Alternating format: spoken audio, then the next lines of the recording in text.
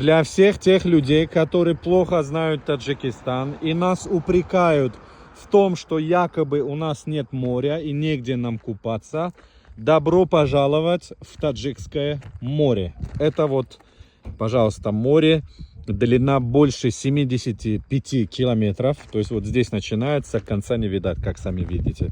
Он там за горизонтом где-то там заканчивается, непонятно. Вот, в целом здесь прекрасно, красиво, много вдоль и вокруг Таджикского моря, значит, санаториев, пансионатов. Вот, рыбаки, видите, сидят здесь, рыбу ловят. Выглядит, ну, сногсшибательно, честное слово. Ветерок дует сейчас в мою сторону, это очень приятно.